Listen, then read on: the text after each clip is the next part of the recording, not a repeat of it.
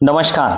आजची 16 जानेवारी 2026 आणि notice number 41 जी की सीईटी सेलला नेमकीच पब्लिश झालेली आहे. तर यामध्ये शेड्यूल डे दिलेलं जे की 5व्या राऊंडचं आहे ऑनलाईन स्टे वॅकन्सी राऊंड 5वा. तसा 5वा राऊंड जो आहे म्हणजे जो स्टे वॅकन्सी राऊंड 4 आहे तर तो अगोदर झाला होता आणि त्यानंतर मग ही कट ऑफ डेट वाढलेली आहे.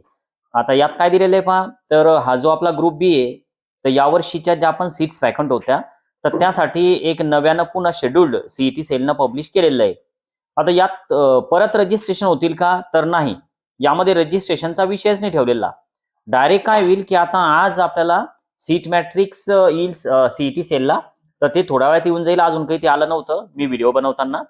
आता यानंतर पुढं काय दिलेलं आहे, तर आपल्याला प्रेफरन्सेस टाकायचे. अगोदरचे जे प्रेफरन्सेस आपण टाकलेले तर ते डिलीट झालेले असणार आहे ऑटोमॅटिक. प्रेफरन्सेस टाकण्याची जी डेट आहे तर ती उद्या आणि परवा 12 वाजेपर्यंत आपण प्रेफरन्सेस टाकू शकतो, उद्या आणि परवा. यानंतर सिलेक्शन लिस्ट येणार आहे 19 तारखेला, तर हे पण इकडे दिलेलं दिसतं.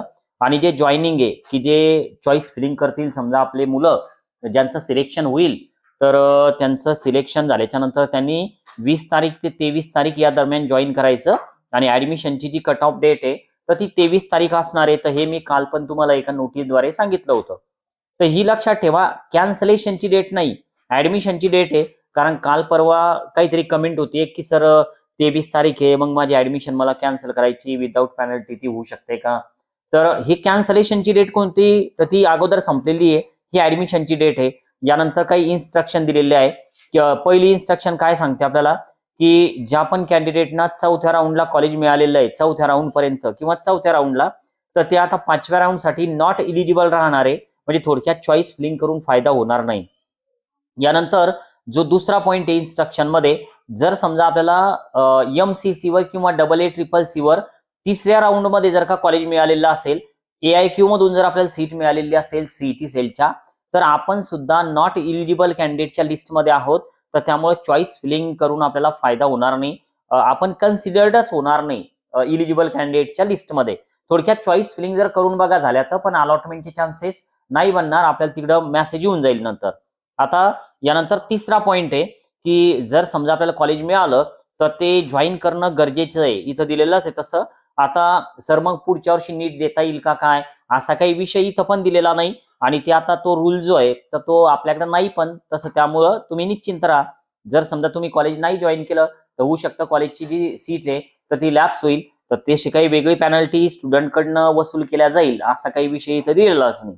बरं, आता चौथा पॉईंट काय, कॅन्डिडेट आर ऍडवाइज टू व्हेरीफाय. म्हणजे थोडक्यात जे फी स्ट्रक्चर आहे कॉलेजचं तर ते एकदा तुम्ही व्हेरीफाय करा स्वतः. आलेल्या सीट मॅट्रिक्स मध्ये जे पण कॉलेजेस येतील, तुम्हाला जर ते चॉईस मध्ये ठेवायचे असतील तर त्या कॉलेजचं फी स्ट्रक्चर एकदा चेक करा. तुम्हाला जर ते परवडत असेल तर त्या कॉलेजची चॉईस फिलिंग तुम्ही करू शकता. विषय असा येतो की सर स्कॉलरशिप मिळेल का बरं, आपण जर या राऊंड मध्ये कॉलेज घेतलं तर स्कॉलरशिप मिळणार आहे. कारण हा राऊंड ऑनलाईन आहे आणि ऑनलाईन कोणता जरी राऊंड असला तर स्कॉलरशिप मिळत असते. आता 5वा पॉईंट जो आहे तर तो सीईटी सेलनं आपल्यावर सोडलेला आहे की आपली रिस्पॉन्सिबिलिटी आहे की आपण ओरिजिनल डॉक्युमेंट्स जे आहेत तर त्या ऍडमिशनच्या वेळी डीडी आणि फीजचा जो डीडी आहे तर तो सबमिट करणं ही आपली जबाबदारी असणार आहे.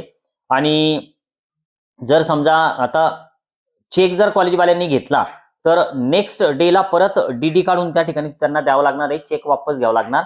तर त्यामुळं प्रयत्न करा की डीडीज घेऊन जाण्याचा विषय ठेवा, चेकच्या भानगडीत पडू नका. नवीन असाल जिजाऊ अकॅडमीला सबस्क्राईब करायला विसरू नका. आज आपण थांबूया. Okay, bye.